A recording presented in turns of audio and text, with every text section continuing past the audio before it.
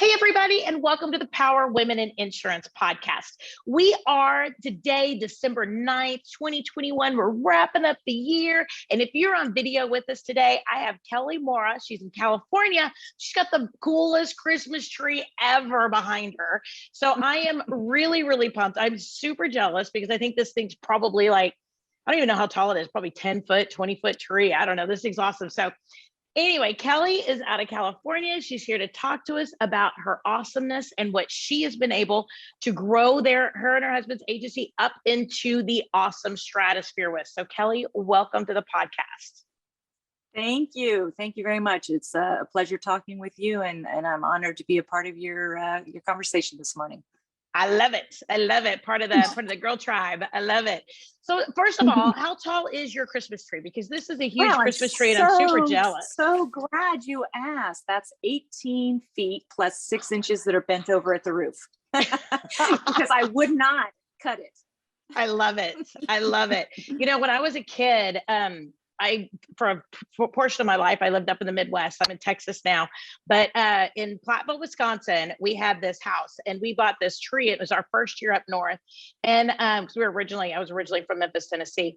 And I was a kid, I was only 5. And my dad, we took us out. We went out to a Christmas tree farm. We cut down our Christmas tree. We brought him home. It was way too big for our house, way too big. So they cut off the top of it, which we didn't love, but then it was so heavy that every single morning we would get up and the whole tree would just fall over in our living room.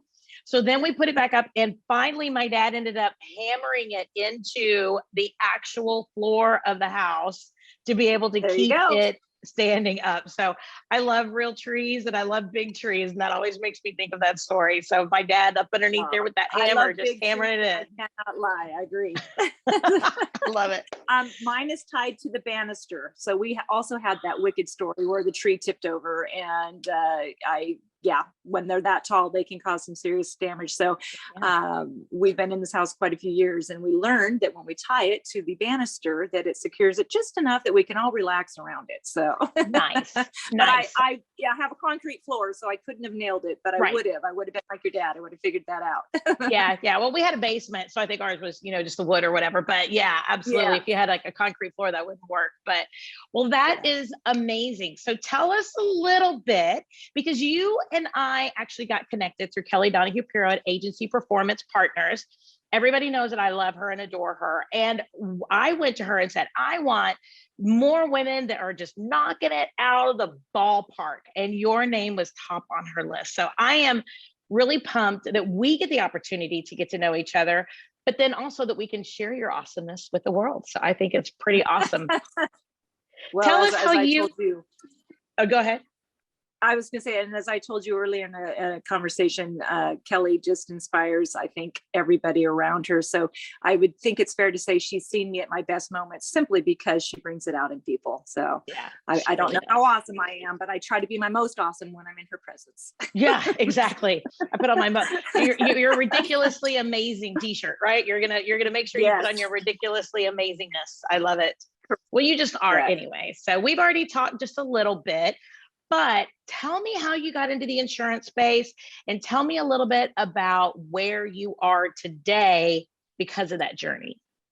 Absolutely. So I always love to tell people I came to insurance kicking and screaming, and that's the actual truth, and not usually what people expect to hear, especially myself, because 12 years later, I actually love the space I occupy in our agency, in my life with my business partner and best friend and husband, Steve.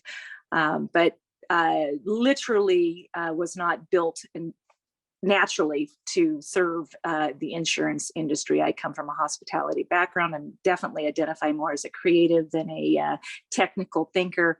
But that's why the partnership that I have with my husband and partner works, because that's his role, and I think our success together lies in truly understanding and that we are very different people and we complement each other's strengths. So I came kicking and screaming, literally. I can remember saying, it was born out of necessity. We had the opportunity to acquire business, and with that, I'm sure anybody who's been in similar shoes understands the purse strings are a bit tight, and Yep. so we really needed a very affordable front of house person to man one of our we had 2 locations at that time, and that was me, and I was free, and Then you're therefore very there wasn't a affordable. lot of it was very affordable. I had some really strict rules about joining on. Our daughters were in sports at the time. And I said, okay, here's the deal. I'm in, but I'm not missing one basketball game. Yep. And I didn't. And my learning curve was steep. I learned a lot about insurance quickly. And I learned what my husband had been doing because his career, obviously preceded mine.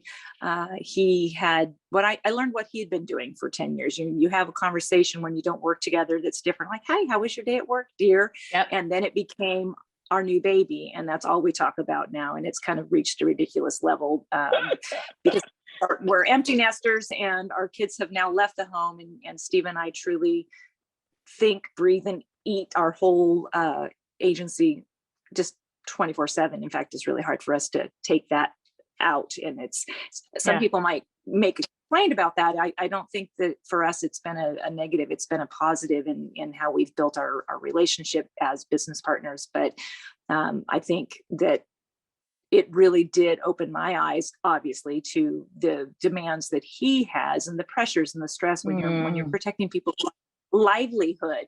I understand now that weight he wore for so many years alone, why he would be up in the middle of the night if he was worried about a gap in coverage or any of those sorts of things. And so that's been probably one of my biggest learning curves, I think, that I always try to remember that, Yeah. the weight he has worn.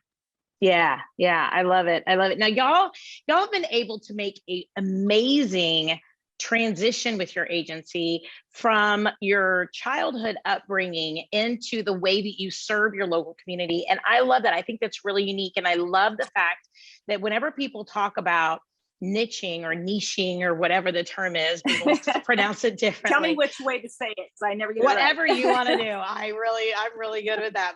But whenever people specialize, that's the word I'm going to use.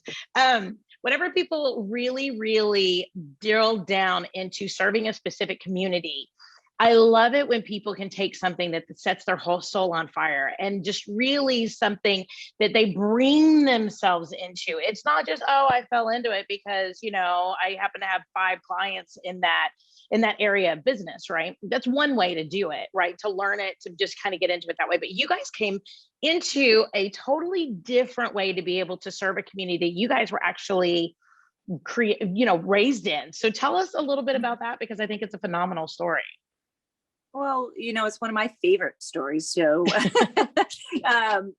Steve and I both grew up, and I always like to say we were very fortunate to grow up in the lifestyle afforded through agriculture, both farm and ranch families, and both from the Central Coast of California.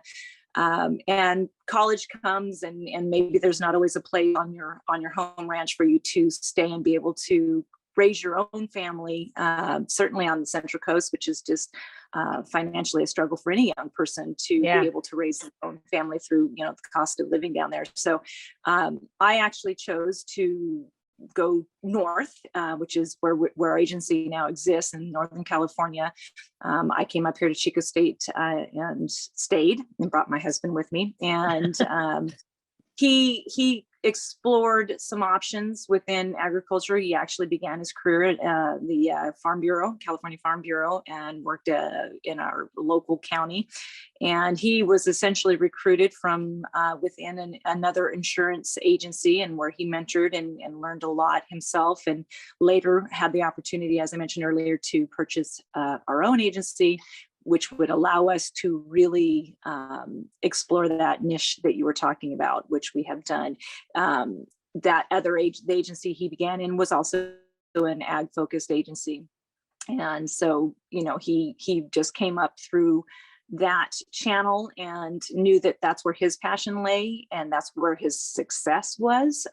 We always say we speak the language. So when we're presenting ourselves to a potential client within agribusiness and agriculture here, one of the first things that they recognize is, oh, you understand, like you talk our language, you know the difference between a bank account and, just, machinery, and that puts people at ease when they feel that you understand the nuances of their business. So I think we learned early on that was our, within our business, we say our sweet spot. That's where we exist. And when it comes to what fulfills us, working with those families, with those farming families, that's who we want. When you own a business, you have the choice of directing it a little bit, which was, again, the drive to take on our own ownership.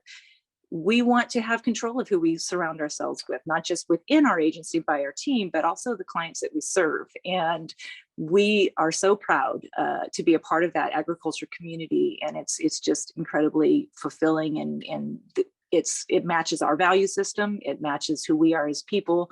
And so I think that's why it's always easier to succeed when you're happy and you're feeling fulfilled by your day. And credit to our community for that. We always remind ourselves we are very, very fortunate to serve the people we do, and that they have entrusted us.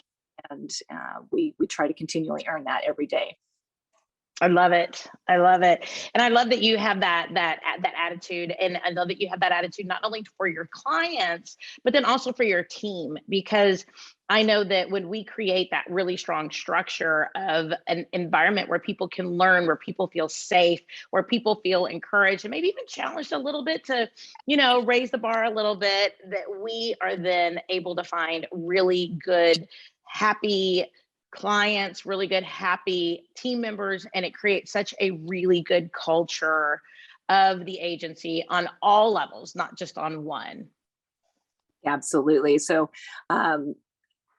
we recently were awarded from the Insurance Journal's Best Agency to Work for West, and I literally congratulations. Thank you. I don't mind shining the light on our agency in that respect, because it's something I am deeply proud of. And it came from our team. Of course, it was nominated by all team members, and we were amongst thousands, and we again kind of just absolutely humbled by it. And it just forces you to say, oh man, I got to wake up and earn that. I've got, that's now that's been given, that acknowledgement given, we have to continue to work harder for it. But that stemmed from our team and all the things that you just said, that it's a culture of care, that our agency is a family, that we actually, you can't expect value to be given to your agency by your members if you don't first value them. And I think our team, sometimes, I love that you said it, they don't always appreciate you in that moment when you say, hey, everybody here is working towards a designation constantly, that if you get one, you're working on your next one, because we believe in self improvement that much. And I should say Steve does, because I again, going back to that kicking and screaming, I'm not totally authentic if I said that was my thing. That's where Steve, my partner, leads from, and it's my job to support him in that. So that we part of our handbook and our culture is that you're in constant pursuit, and people kind of get they're busy, they've got things going on. And then when I witness their pride when they achieve it, and they think that it wasn't important to them, but once they have it, and they just like, oh, I got those letters after my name, and it changes their mindset of how they think of themselves as a professional, and you see that is the ultimate reward that helps me push through the pushback of, right now we're in the midst of a Kelly from Agents APP gave us a homework the last time she was here, which was to create a 5-year plan. And of course, I'm making everyone do a 5-year plan, and they're not happy with me right now because it's December and it's the last thing they want to think about, but it's on my mind because I'm like, yeah, but New Year's resolutions are right around the corner. Let me help you. Let's just get this done. And I know that once people do it, and the gift is we always give back that 5-year plan. Some years it looks like a letter to oneself that they read the year post. They're grateful because they see all of what they've done in 1 year. And sometimes people, especially, we hire achievers, that we spend a long time in our selection process. And we the good side of that is we have these incredible perfectionist performers, and the downside of that is that they're really, really hard on themselves, and they push themselves harder than we probably could, which is the beauty of hiring that way. But we have to remind them sometimes, like, hey, wait a minute, look back. Do you remember that you didn't know a thing about insurance other than you hated paying your bill for insurance? And now 1 year later, 2 years later, look at where you're at, look at your understanding, and it's time has marched on, but a lot of times people don't give themselves the credit for all of that career and professional growth that's happened. So true. So true. People don't stop and look back. And like you said, give them some credit. I mean, that's so important. And I think maybe it's just because it's December 9th. I don't know. It's almost the end of the year. Is that as we look forward, we need to make sure we also look back.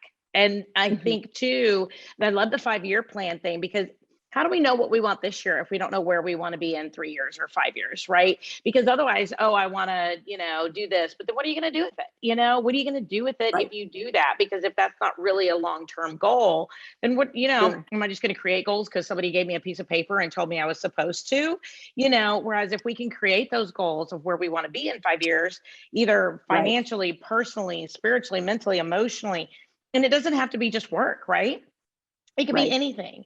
And I love that you guys are really active in the culture of your agency, helping to be able to help people think forward. But then you also, which is super, and I've never heard that people do this before, so I'm huge shout out to you guys for doing this.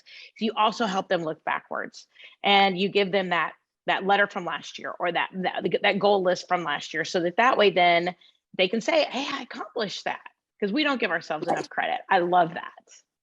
Well, and metrics are hard, and that's something we're currently working on with the help of Kelly. Is that we needed to kind of flesh out our metrics a bit, but it's always interesting to me how few people can answer that question. So if you're in an interview process and you say, okay, so what are your financial goals? What are your 5-year, 10-year? I want to get a feel for what somebody's ambitions are, and they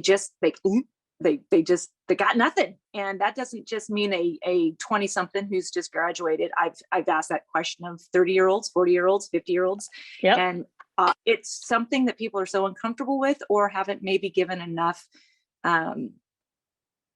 They definitely don't have the elevator pitch answer for it. But I mean, I honestly think very few people get that deep and think about it. And that's where the magic is of the, dream small, dream medium, dream big. And let's talk about those. And our job literally as leaders of our organization is to help others achieve those goals. And it doesn't always have to be financial. It doesn't always have to be about that. Often it is, because if your dreams are big, they probably have the need of a little bit of financial backing.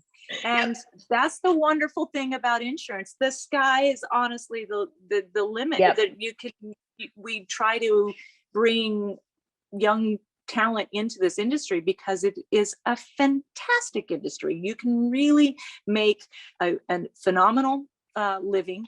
You have made total job security. There's we just don't have enough talented people. So we try to, go to job fairs and different things to say, you're missing the boat. People always think about, financial services and this and that, but nobody, I put a Facebook, a social media post out once, around the graduation time, and said, nobody ever grows up and says, I want to be an insurance agent, and they don't know what they're missing. It's a great opportunity. And you don't just have to be an agent, just any of our team, our support team.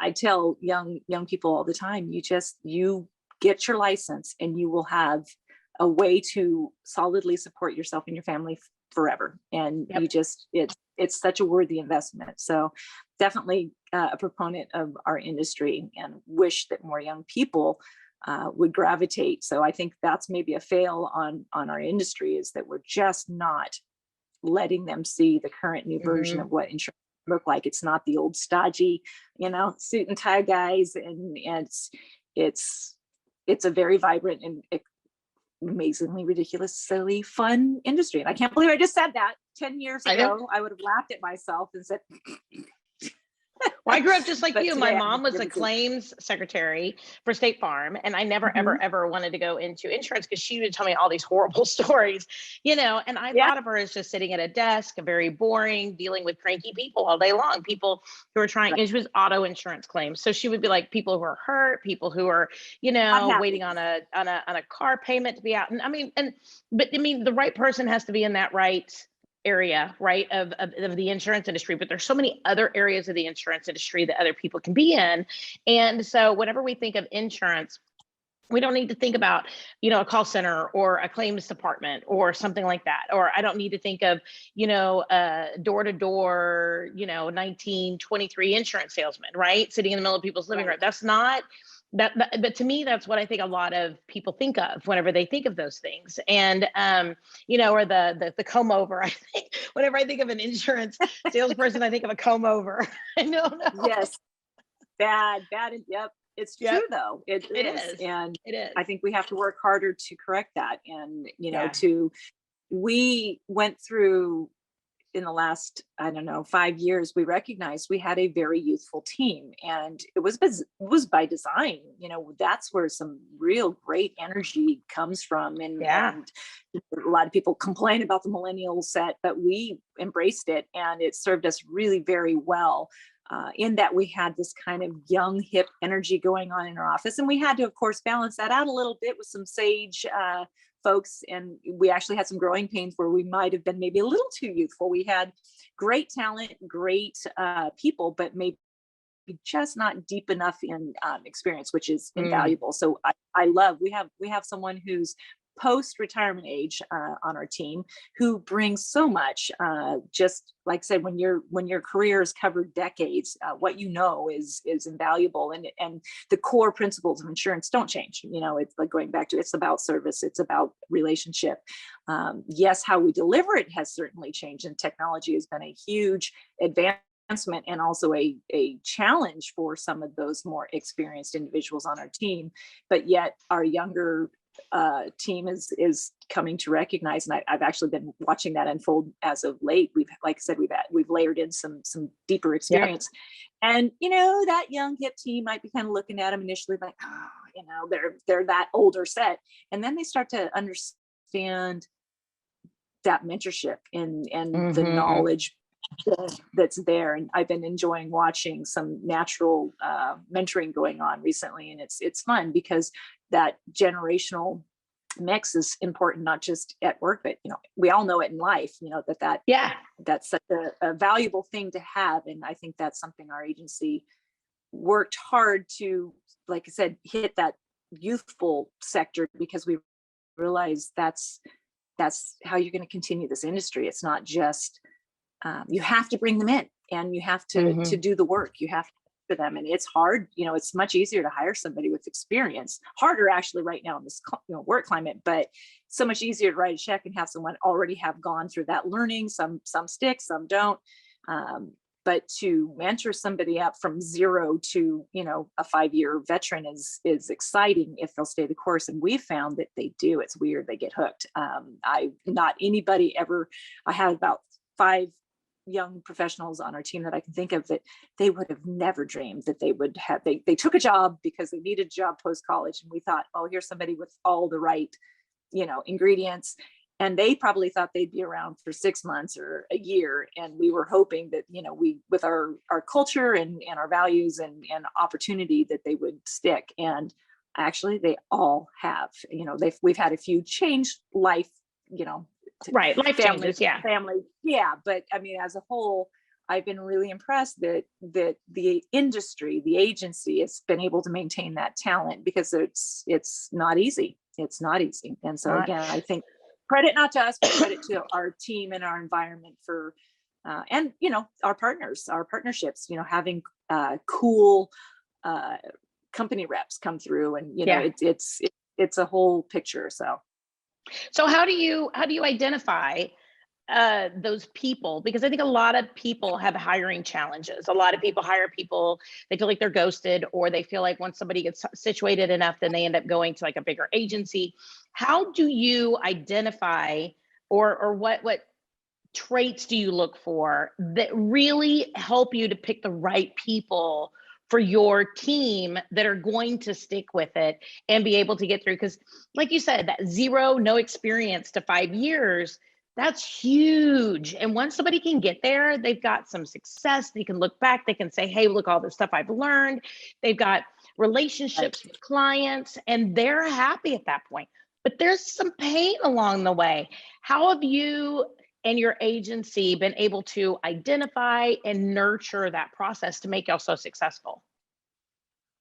Well, I think our values are at the very core of any Mm. conversation we have with someone joining our team or exploring joining our team. And we have some really deep and usually challenging conversations that catch people off guard, but ultimately they're thankful for initially, because we don't want to waste their time or ours. Yep. And we don't want to be false about who we are. We make it very clear we're highly imperfect. We can talk a great talk, but you might as well know right now, here's some of our challenges. Yep. I am terribly unorganized. So I've got great energy, but you're probably going to get frustrated by this or that. And our team, our culture looks like this. And if that doesn't light your fire, this isn't your home. And, we want you, the only way this will work is for it to be symbiotic for both of us. You have to like it and we have to like you. And we better figure that out early. And, Right. you're not looking for a job. I hope you're looking for a home. And most people have said that to us, literally, that especially some of the more seasoned, they've bounced around. Maybe they've had some hard knocks themselves through other painful relationships. And that's a great place for us to find one another. And, we're able to take advantage of their experience, and we're hopefully able to answer the things that they're looking for. Our value system is really very, I think, plainly described as it's just a rural-based ethic. We care about people first and foremost. We hold respect for one another at the top of the list. Respect for our clients. We believe in hard work. We like hustle. It's kind of gotten harder to stand that because the generations have changed a little bit. So what I think hard work looks like, maybe they don't agree, but we mean it. We believe in work ethic, and you're probably not going to be successful on our team if you don't share that value and take pride in yourself, because at the end of the day, we are a very open organization. We don't have a, top down kind of, Steve in particular, he waits for people to show him what they've got, and he's not going to do that for them. And so people who succeed in an organization are self-driven, and that comes from pride. And you sense that when you're sitting across from somebody, you understand. And diversity within our team, realizing that we can't have 10 type A's, that we need the servant leader. We need the person who is more of a nurturer, or farmer, as we call them. And they probably have to like agriculture to be a real fit to our organization. And that doesn't mean you have to come from ag. Some of our strongest team members absolutely do not have an ag background, nor do they wish to. Right. But they fit our ethic, and that they respect that, these are the folks that feed us, literally, not just financially our organization, but they literally feed our world. Yep. And they take pride in serving that. So to go deeper into your question, which is how do you continue that? I think it goes back to that demand of respect from one another. It's never easy joining a new organization, and you're not going to be perfect, and to give one another grace. I recently had a conversation where one professional was kind of annoyed with what they perceived somebody new to organization's traits to be. And I reminded them, give them some grace.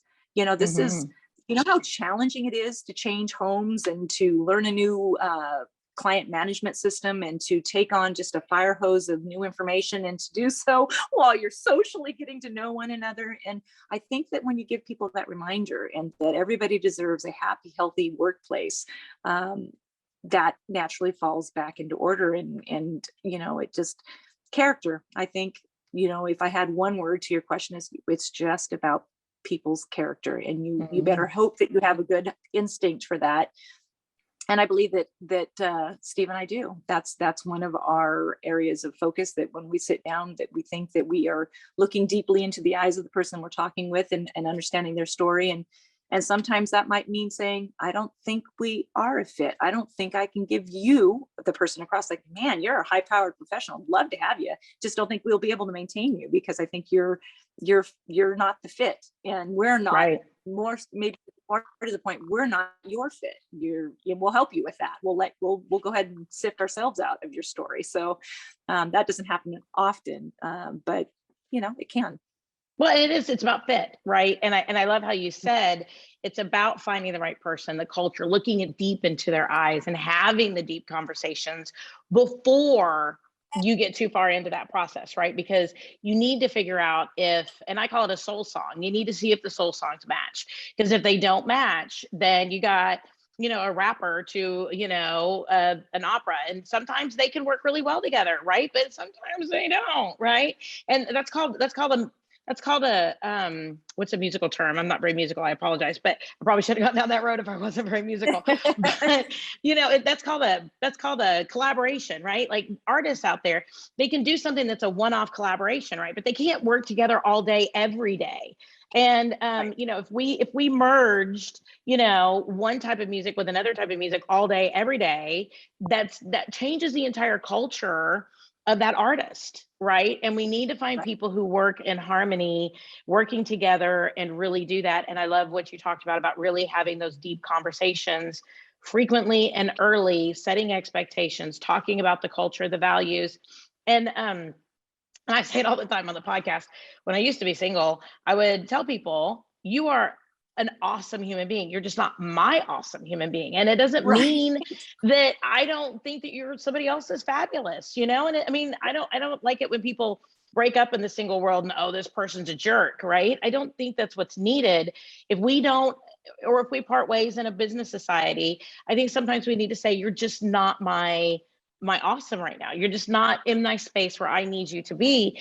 And we need to identify that early as well, not just be desperate to be able to fill a seat in our office. And I love the fact that you guys have those deep conversations early. And I love that that's really a big focus for y'all. I think too, one of the better ways is to address trust. Trust is obviously huge in what we just talked about. People have to trust you. They have to feel Yep. safe. And sometimes that comes only after there's been a real breach, maybe of trust. Either way, maybe we've done something that made them go, oh, I don't know, and that makes me feel this way. And if you conquer that and you build mutual trust with each other, and then you maintain it, that's the other part of it. That's where I think that loyalty and the longevity comes from. Is you might have had to go through a few things together to get there, and that means both have to be committed to, like, stay in the course, that you got to have those uncomfortable conversations. They have to be able to say, I'm not happy with my compensation, or I didn't like the way you handled this. And you have to say, you know what, you're absolutely right. Let's number one, maybe I need to apologize for something. Maybe I need to, take greater professional responsibility, and going back to the valuing of one another, so that when they trust that you actually care about them, that it is people first, everything else secondary. When they can settle into that, I think that's when that trust really starts to happen. And that's when people can really grow. And when you have to have that base. Yeah. Well, Kelly, this has been a great conversation. I'm absolutely in love with it. And one of the things that I love that you had said was a culture of care, and how that is what you guys really try to build in your business. So if people want to reach out to you, talk to you maybe a little bit about your culture of care, how y'all have built that, how y'all have been able to achieve it, how can they reach out and connect with you? Well, I absolutely love visitors. So people are welcome to find our address on our website, which is heritage-agency.com. And we have an open door policy at our office to anyone visiting. Of course, I'm happy to share my contact information. Same way, our email is listed right on our website, heritage-agency.com. Mine is very simple, kelly@heritage-agency.com, if you just want to shoot me an email. So I'd love to connect. And as when you reached out, I said, who doesn't love to talk about insurance? So, and when it comes to culture of care, you bet, especially during the season of the holidays, I think it's really important to slow down think about the things that make up the culture of our organization. And I look forward to sharing our care with our team over the remainder of December. And thank you for a really delightful conversation and making me slow down a little bit. And every time you talk about the things that matter to you, it makes you live more authentically to them in the next, days following it. So I'm sure I'm going to be a much better carer since I've just professed how much we care. So thank you. I really appreciated our conversation. I love it. And I know you're busy. I know you said you got 3 parties to be able to plan for coming up here very soon. So you have a very merry holiday. And everybody out there, this may be January 10th. I don't know when this episode will come out, but we hope that you have had a wonderful holiday.